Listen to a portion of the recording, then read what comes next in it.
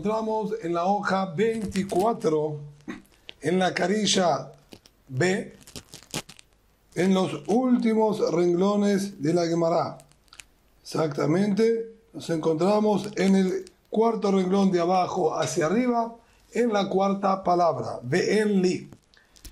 Lo que teníamos estudiado hasta este momento en la Gemara era la prohibición que se tiene de no obtener ningún tipo de provecho de la orlá, de los frutos que crecen los 3 años, de los frutos de Kilea Kerem, de la mezcla de semillas, trigo, cebada y uva, y de las demás prohibiciones.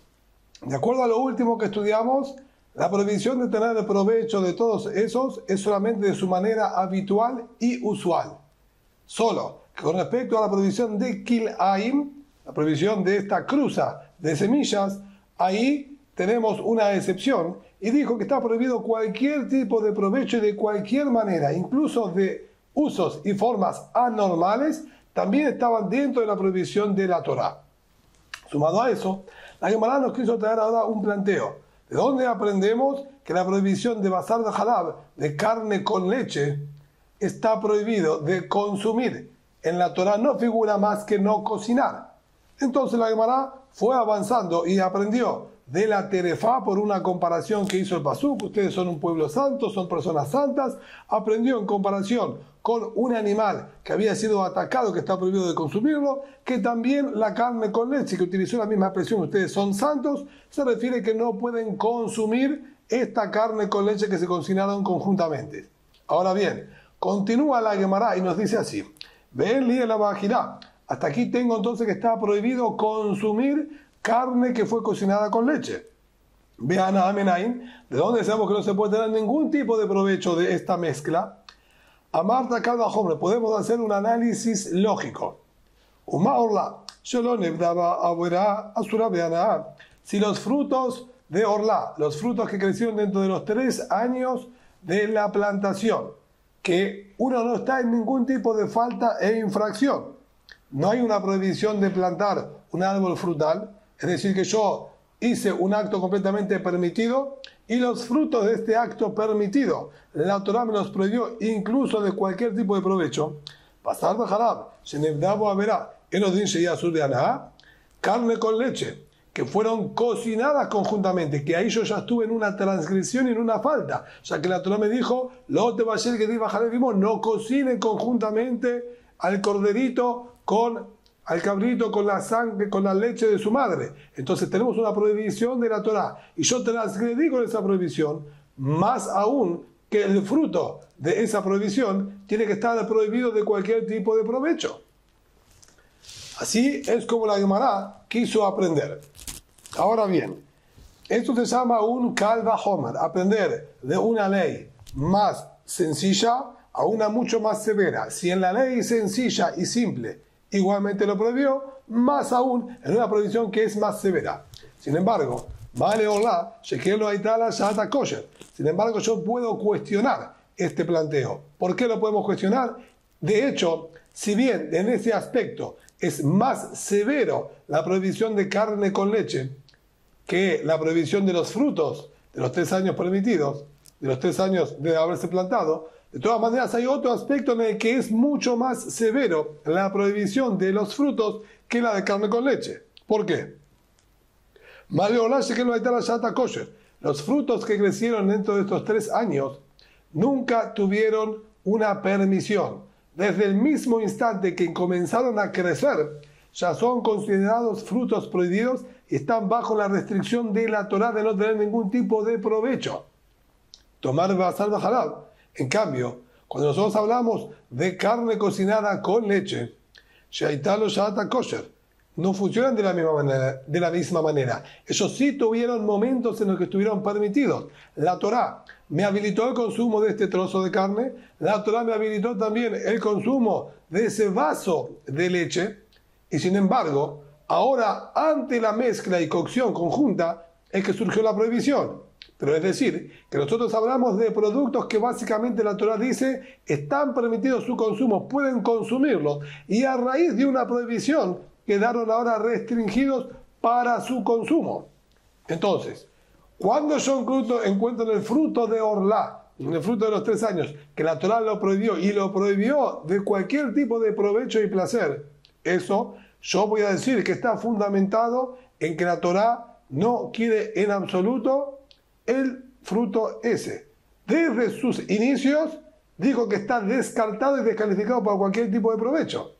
¿Cómo puedo tomarlo como un parámetro para carne con leche, que es más liviano? La Torá me habilitó, puede consumir libremente la carne, puede consumir libremente la leche, que sí que son productos más permisivos.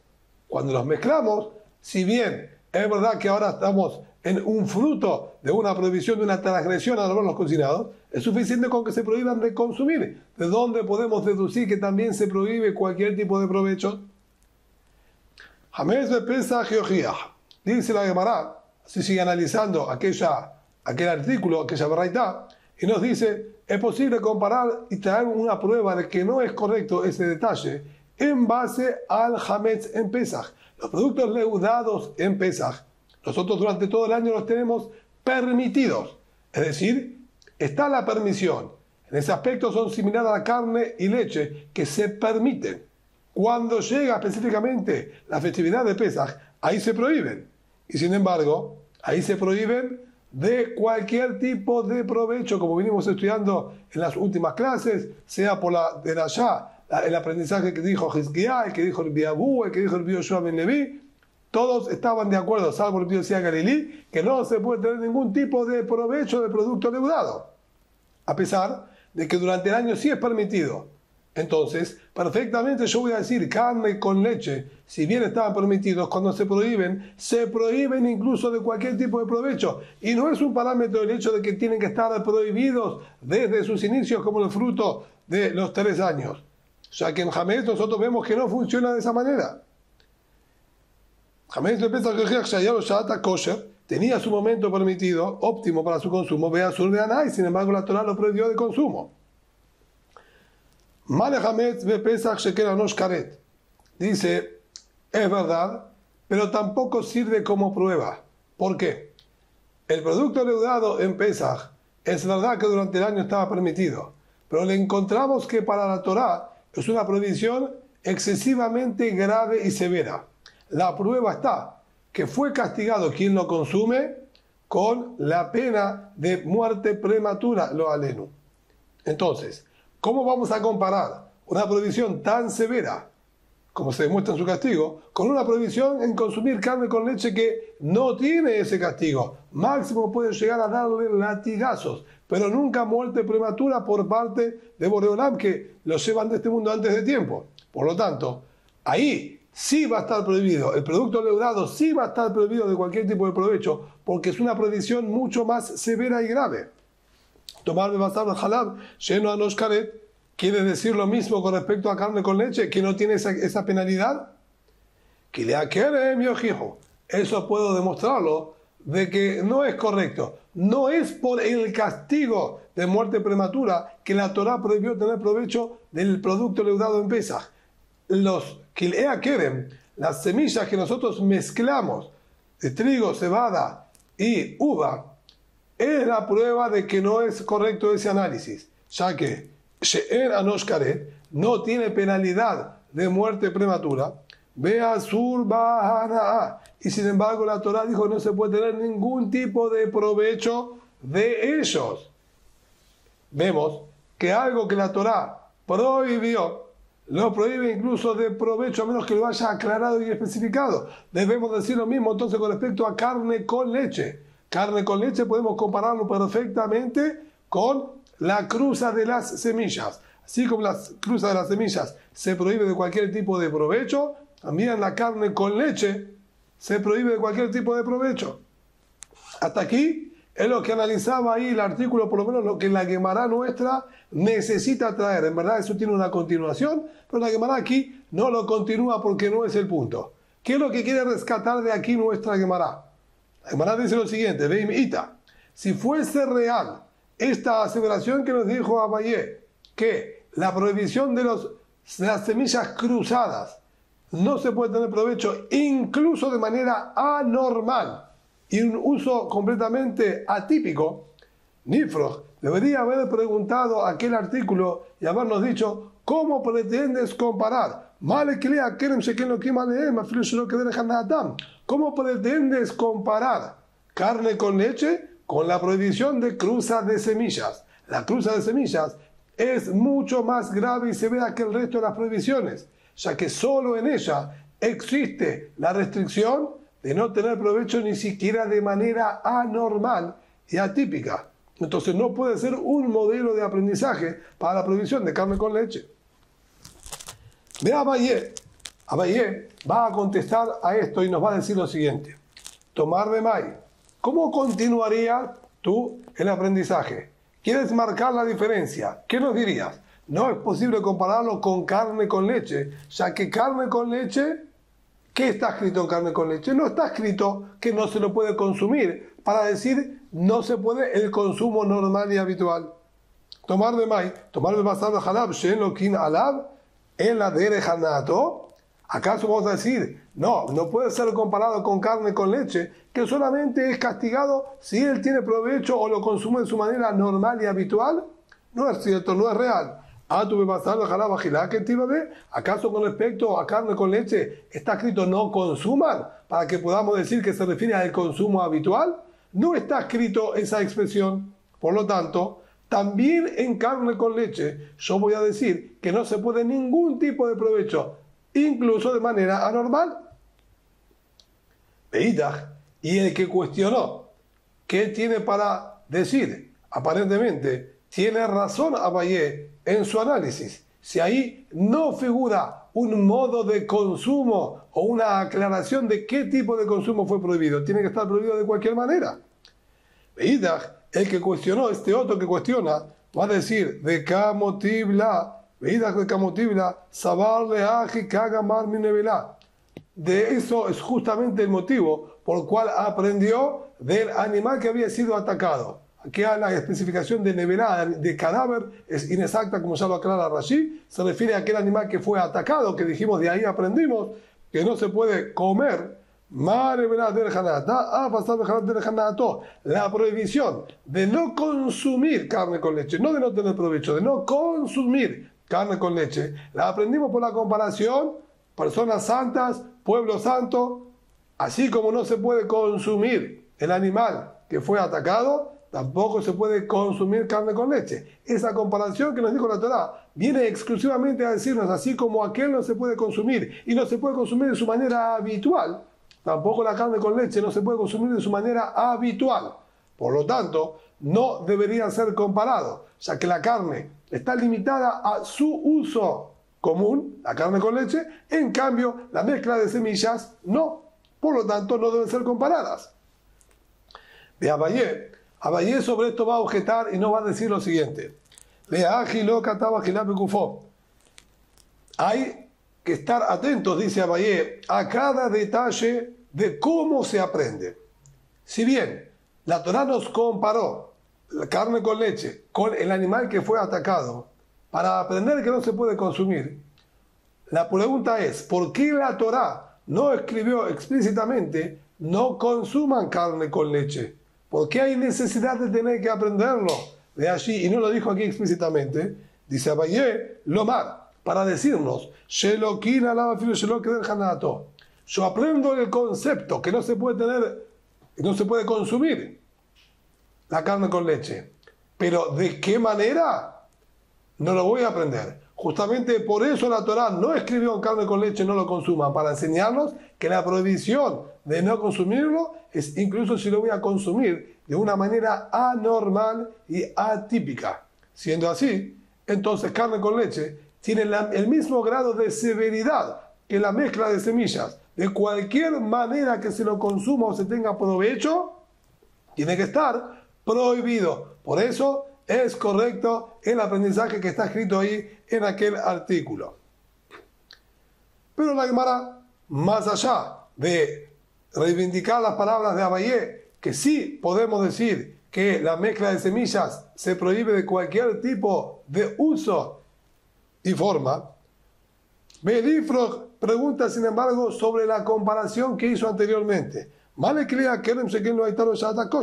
¿Cómo quiso aprenderlo uno con el otro. Si la mezcla de semillas nunca tuvo momento permitido. Desde el mismo instante en que nosotros sembramos estas semillas, ya estaban prohibidas. Entonces la prohibición de ellas es mucho más severa que carne con leche, que originalmente estaba permitida a cada uno. ¿Cómo entonces podemos compararlos y aprender de ahí? Dijo de aquí aprendemos un detalle. Yo entendía hasta este momento que lo que se prohíbe en la cruza de las semillas es lo que crece nuevo. Todo lo que crezca a partir de ese momento nuevo, sea el tallo, las hojas, etc., voy a decir que está prohibido. Pero las semillas originales que todavía se encuentran dentro de la tierra y que están ahora germinadas, esas yo entendía que estaban permitidas y que no se prohibían en ningún momento. La prohibición era solamente lo nuevo que crecía. De aquí aprendo, dice él, que no es así. Las mismas semillas que yo coloqué en la tierra, que hasta ese momento estaban permitidas de ser consumidas, al momento que empiezan a echar raíces y arraigarse en la tierra y absorber conjuntamente del mismo terreno, de la misma tierra, también las semillas se prohíben. Entonces, sale que es similar a carne con leche. Yo la carne la tenía permitida, la leche la tenía permitida. La mezcla de ellos generó la prohibición. Aquí también, estas semillas estaban permitidas. Al momento que echaron raíces conjuntamente, ellas mismas también se prohibieron. Entonces, es perfectamente comparable con la prohibición de carne con leche. Oír de Aitanaem, Shahata Kosher Kode Mashrasha, ya que ellas también tuvieron un momento óptimo de ser consumidas antes de que hayan echado raíces. Por lo tanto, la comparación es perfecta y exacta y es posible aprender uno del otro. Sin embargo, sobre esta última determinación, que estaban permitidas originalmente y luego se prohíben esas semillas, la Gemara tiene un cuestionamiento. Metib Rav Shemaya, preguntó Rav Shemaya al respecto. La Mishnah en Masejet Kilayim, en el Tratado de Kilayim, nos habla de la siguiente situación. Había ya un viñedo plantado y una persona toma una maceta en la que tiene sembrado ahí un grano de trigo, un grano de cebada y tenemos incluso crecidas ya algunas espiguitas. El hombre entra con esta maceta que está perforada en su base y camina a lo largo de todo el viñedo de lado a lado. Vamos a imaginar que tiene 2 cuadras de largo. El hombre cruza todo el viñedo con esta maceta en sus manos. Ahora bien, al estar perforada en sus bases, las raíces absorben de la tierra que se encuentra debajo de sus pies y de la humedad que sube. Por lo tanto, al absorber del mismo terreno en el que se encuentra el viñedo, es considerado también que en aquel momento yo tengo esta cruza y esta mezcla de las semillas, uva, trigo y cebada. Dice sobre esto la Mishnah, y Mosif Mataim Azur. Si estando en ese trayecto creció una parte de 200 de lo que yo tenía originalmente, vamos a suponer que yo tenía una espiguita de 200 milímetros de altura y hasta que yo terminé de cruzar todo el viñedo, ahora tiene 202 milímetros de altura. Entonces, esto nuevo que creció de manera prohibida, porque creció conjuntamente con el viñedo, en el mismo terreno que el viñedo. Entonces, va a quedar todo prohibido. ¿Por qué? Esto nuevo que creció no es solamente la parte nueva que nosotros vemos arriba. Esto implica que toda la planta absorbió. Y absorbió una cantidad tan importante que llegó a crecer en más de 1 en 200. Entonces, yo tengo dentro de esta planta, dentro de estas espigas, prohibición. Tengo producto que creció Beisur de manera prohibida que no se lo puede consumir. Y como no hay manera de poder determinar cuáles son las partículas prohibidas y permitidas, está todo mezclado en la espiga, Entonces, como cualquier mezcla de frutos de Kilea Keren, de frutos que crecieron en esta mezcla de semillas, que se mezclan con otros, que necesita 200 veces más de lo permitido frente a lo prohibido para poder habilitarse, es decir, que se anula la cantidad prohibida, también aquí necesitaría tener 200 veces más de la espiga original que estaba permitida a lo nuevo que haya crecido. Y si no tengo 200 veces más, entonces se me prohíbe. Siendo así, dice la Gemara, Osif in, lo Osif lo.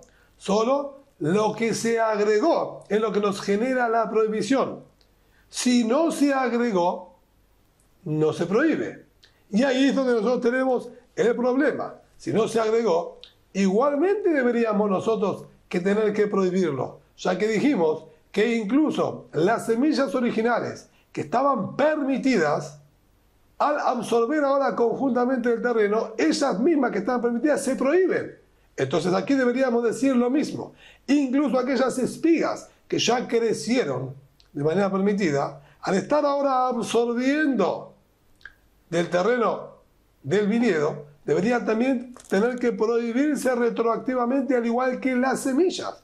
Esto me da la pauta de que no es correcto. Lo que estaba permitido va a seguir permitido y no se tiene que prohibir. Contesta la Gemara, Amar Rabá, dijo Rabá, Tere Kraeketiv. Tenemos dos pesukim que nos hablan, mejor dicho, dos expresiones en el pasuk que hablan de esta cruza y dicen dos expresiones distintas. Ketiv Hazera, por un lado nos habla de la semilla, Uchtiv Hamlea, y por otro lado nos habla de lo que lo complementa, que sería el fruto y la espiga que crece de ella. Entonces, ¿qué es lo que la Torá vino a prohibirnos? ¿Vino a prohibirnos la semilla o vino a prohibirnos lo que complementa y crece nuevo? ¿Cómo funciona esta aparente contradicción en los pesukim?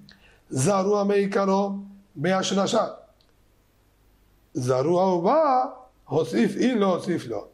Si yo estoy sembrando desde el vamos de manera prohibida, se prohíben también las semillas. Y sobre eso va la expresión hazera, las semillas. Pero si ya estaba sembrado y crecido de manera permitida, sobre eso va la expresión de la Torá, lo nuevo que crezca, lo que se va a prohibir. De modo tal que lo que dijimos entonces anteriormente sí es correcto. Estaban permitidas las semillas cuando fueron colocadas en la tierra, y una vez que echan raíces y absorben conjuntamente, se prohíben esas también. Entonces sí tiene Shatan Kosher, sí tenía momento permitido y después se prohíben. Lo que la Mishnah de la maceta nos habla es porque ya existían crecidas de manera permitida. Ahí la Torah dijo que la prohibición solamente se limita a lo nuevo que iba a crecer. Con esto, la Gemara da por cerrado el punto este que nosotros acabamos entonces de desarrollar, que sí, es verdad que el Ea Keren, lo que creció en la cruz de las semillas, está prohibido de tenerse cualquier tipo de provecho de cualquier forma y modalidad. Y de ahí es que aprendemos también para la prohibición de carne con leche, de acuerdo por lo menos a esta última opinión, que también tiene que estar prohibido de tenerse cualquier tipo de provecho. Ahora bien, la Gemara escala un escalón más, valga la redundancia. Amar Biakov, Amar Bio Hanan. Dice Amar Biakov, no Amar Bio Hanan. Cuando nosotros hablamos de todos estos artículos que están prohibidos de consumir y prohibidos de tenerse provecho incluso de ellos, ¿se pueden utilizar en medicina para curar enfermedades? Dice el Bio Hanan, Amar Biakov, Amar Bio Hanan, va con mi terapeim. Con todas estas prohibiciones, tenemos nosotros permitido curarnos. Incluso que no se puede tener ningún tipo de provecho, no nada más no consumir ningún tipo de provecho, para curaciones médicas está permitido. Hay una única excepción. Utilizar como medicamentos maderas, hojas de árboles que son de idolatría. Si se trata de árboles que se los adoraban, fueron plantados como idolatría, de ellos no se puede tomar ningún tipo de medicamento. Plantea la Gemara, ¿cómo es exactamente la situación a la que nos estamos refiriendo? Y ni más dedica a Sakaná. Si estamos hablando de una enfermedad en la que peligra la vida de la persona, incluso que sean árboles de idolatría, tiene que estar permitido. Debemos salvar la vida del ser humano. Es primordial y prevalece por sobre cualquier otra prohibición y restricción. Y si no peligra la vida de la persona, ¿cómo vamos a permitir cualquier prohibición de la Torah? ¿Acaso por un malestar nosotros ya habilitamos que se transgredan prohibiciones de la Torah? No se podía utilizar ni árbol de idolatría, ni siquiera un trozo de carne de un animal muerto que sea nevelá, ni ninguna otra prohibición vamos a habilitarlo. Entonces, ¿cuándo es que dijo Rabbi Jacob en nombre de Rabbi Hanan que hay diferencia entre uno y otro? Dice Gemara, Leolam de Ikasacaná. Estamos hablando verdaderamente que sí peligra la vida de la persona. Y por eso habilitamos el uso de cualquier prohibición con tal de salvarle la vida a un ser humano. Pero que a pesar de eso, utilizar de árboles de idolatría no está permitido. ¿Por qué? Detalle. Tenemos estudiado en el artículo siguiente. El Bieliezer nos enseñó y dijo: